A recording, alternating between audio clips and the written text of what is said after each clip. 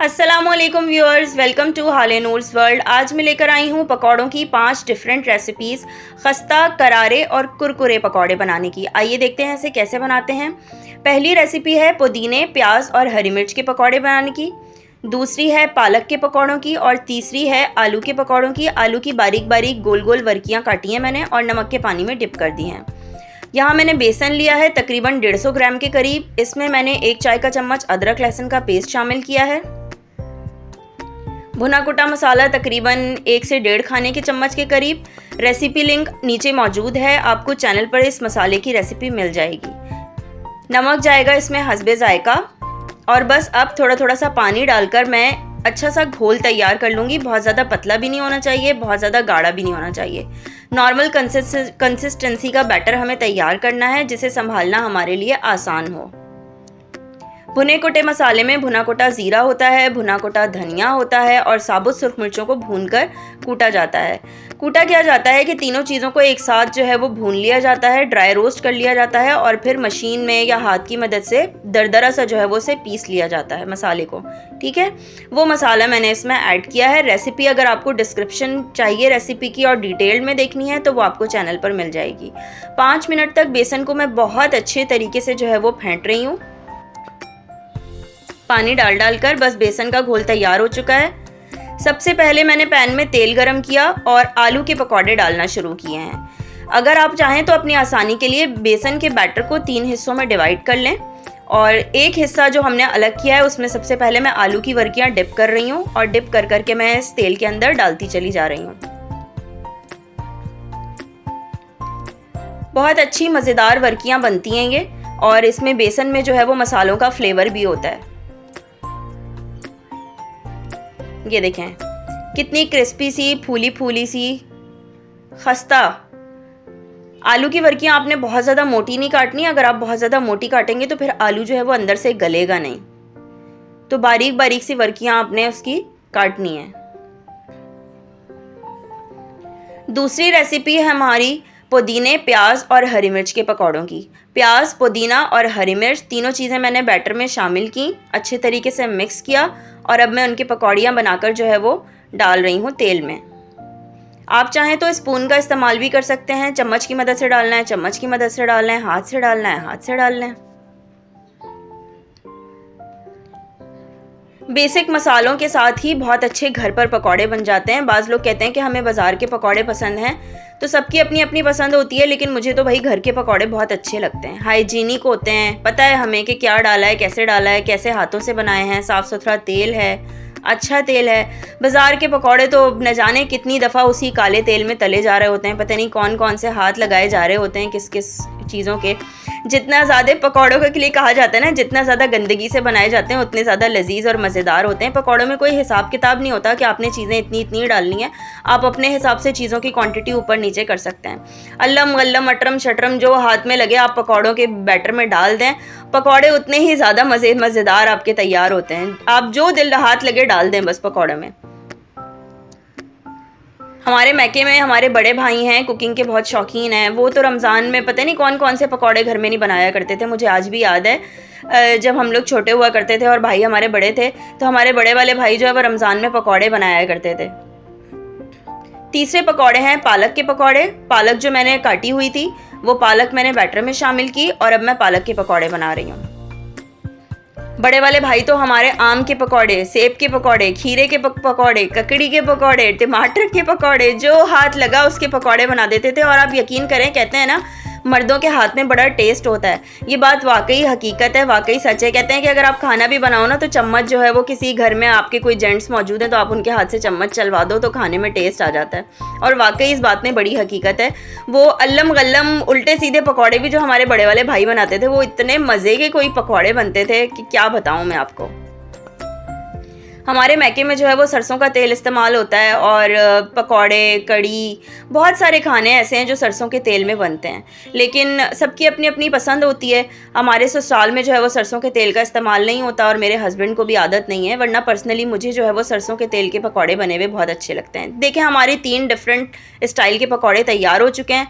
आलू के पकौड़े, प्याज पुदीने हरी मिर्च के पकौड़े और पालक के पकौड़े। आइए अब मज़ीद और 2 रेसिपीज़ मैं आपके साथ और शेयर करूँगी। ये नेक्स्ट डे की रेसिपीज़ हैं।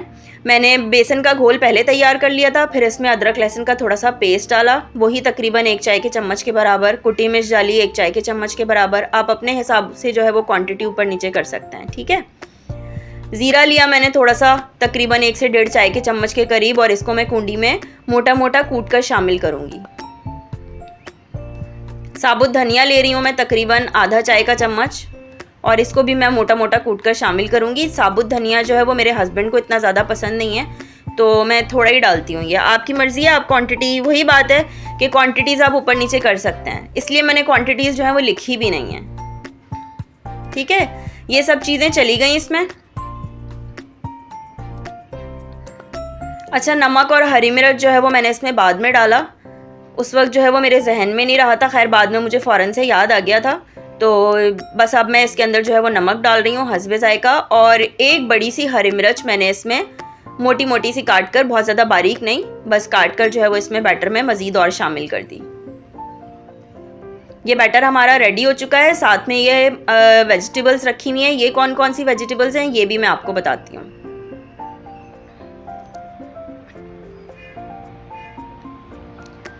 बारिश के मौसम में पकौड़े बहुत अच्छे लगते हैं। रमज़ान में तो पकौड़ों के बिना दस्तरखान अधूरा होता है। चाय के साथ पकौड़े, बाज़ लोग तो पकौड़ों के बहुत शौकीन होते हैं। जी, हमारी चौथी रेसिपी है बंद गोभी, शिमला मिर्च और हरी प्याज, ठीक है। 5वीं रेसिपी में है आलू और पालक दोनों, ठीक है। सबसे पहले बंद गोभी, शिमला मिर्च और हरी प्याज के दोनों हिस्से मैंने काटे हैं, प्याज वाला पोर्शन भी और पत्तों वाला पोर्शन भी, ठीक है। वाइट पोर्शन और ग्रीन पोर्शन दोनों काटे हैं मैंने। बैटर को 2 हिस्सों में डिवाइड किया। एक हिस्से में जो है मैंने वो क्या कहते हैं, शिमला मिर्च, हरी प्याज और बंद गोभी डाल लिए, और उसके पकौड़े बना रही हूँ मैं।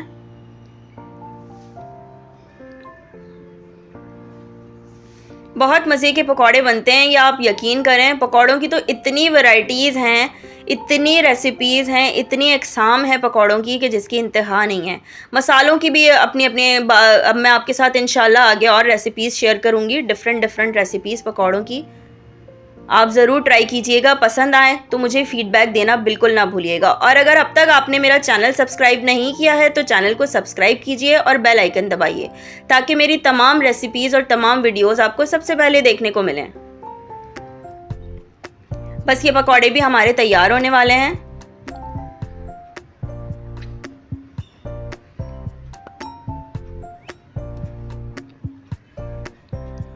अच्छा, पकौड़ों में टेस्ट तब आता है जब आपके वेजिटेबल्स या आप जो भी चीज़ उसके अंदर ऐड कर रहे हैं, या जिस चीज़ के भी पकौड़े डाल रहे हैं ना, वो चीज़ जो है, वो इंग्रेडिएंट जो है वो ज़्यादा होना चाहिए, और बेसन जो है वो थोड़ा कम होना चाहिए।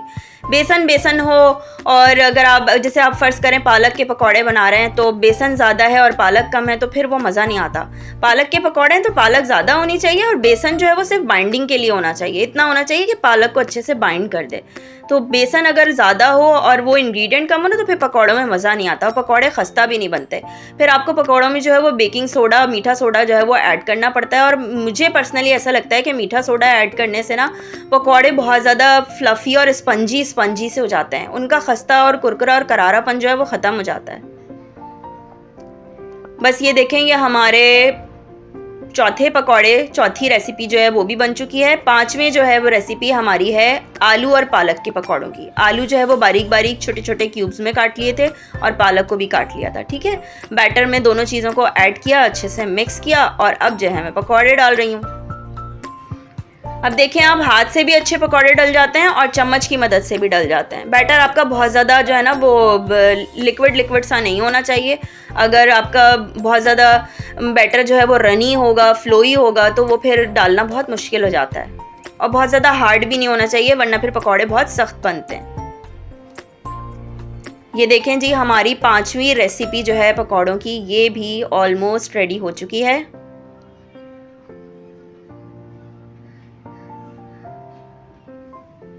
बस अब इनको भी मैं निकालूंगी। जैसे ही थोड़ा सा इनका और अच्छा सा गोल्डन कलर आ जाए तो मैं इन्हें निकालना शुरू करूंगी।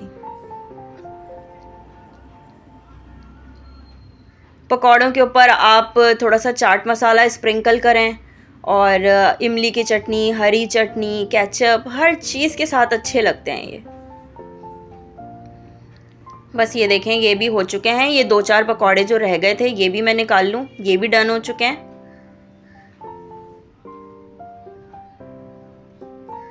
ये लीजिए, बस ये आखिरी रेसिपी भी हमारी जो है वो रेडी हो चुकी है। इंशाल्लाह फिर मुलाकात करेंगे। दुआ में बहुत याद रखिएगा। तब तक के लिए अल्लाह हाफिज़।